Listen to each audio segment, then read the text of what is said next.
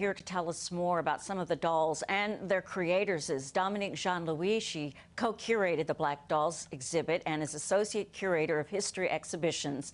Dominique, you got a long title here. At the New York Historical Society Museum and Library. Welcome. So glad you're here. Thank you. What a beautiful exhibition. How did the idea come about? Thank you so much, Dana. You're welcome.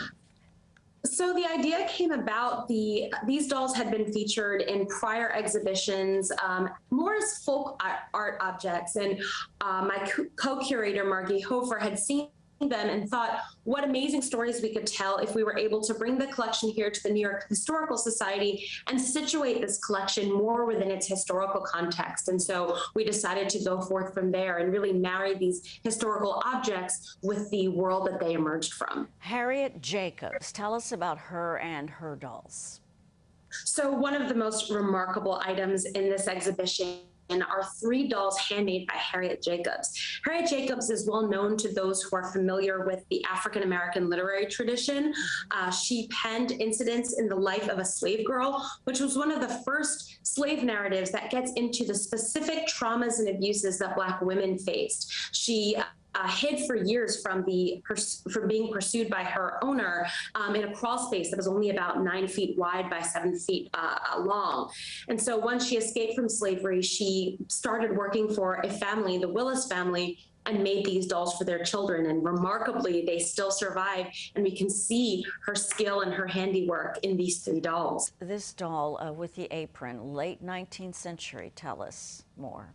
Sure. So this doll typifies a style of doll that helps to tell us the history of the so-called mammy or Dinah. This is a stereotype that's often attached to Black women in domestic service who unfortunately were seen more in the line of their service than as full human beings altogether. So dolls of this style would often include this kind of apron and a hair tie. Those are real objects that would have been useful for women performing domestic service. The problem comes when we limit Black women to just the role of service. Absolutely.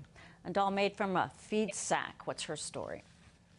Absolutely. So part of the reason why these dolls are so special is they show the ingenuity of the makers, largely Black women, largely from the South between the 1850s and the 1940s. These women would have not had their pick of fabrics to choose from. They would have been repurposing old socks, feed sacks, like the one we see here, which was perfectly situated such that the label for the sack almost makes an apron for the doll. And so we see fabrics and clothes and little items like buttons being repurposed again and again to enjoy a new life as a child's plaything. As we've been looking at these, Dominique, I'm looking at their expressions.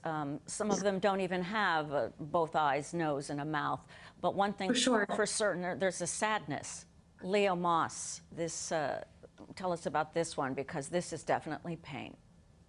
Sure. So Leo Moss is an extraordinary doll maker, especially because he's a man who's in the process of making dolls as a creative expression. He's actually a handyman from Macon, Georgia, and would use some of the materials from his trade to create Black dolls out of white dolls. So he would find white porcelain dolls and use wallpaper to create paper mache to add layers of features on top of the white dolls and use boot black as dye until those white dolls transformed into Black dolls. And certainly a lot of the dolls he made, he would fashion with a little tear. We're not sure why, but certainly Leo Moss wanted to tell us something about the relationship between hardship and Black dolls. And just, you know, one of the things I'm seeing here, growing up, there were not many Black dolls for children like me. You know, we really had to look for them. I did have one, but I think this is also important here, too, for your visitors at the Society, just to see, you know, how, I don't know, how desperate Black people were to have their own representation in toys and dolls. You know, this is like living history. It absolutely is. One of the most remarkable things that came out for me during the research of this exhibition is how intrinsically related the early history of Black civil rights, the early history of Black commercially made dolls, and the early history of the Black press were. Some of the first advertisers for magazines like the NAACP's The Crisis were Black doll manufacturers. And that relationship between giving your Black child a Black doll to play with and participating in the national civil rights struggle, that's right there in the history. Part of mine.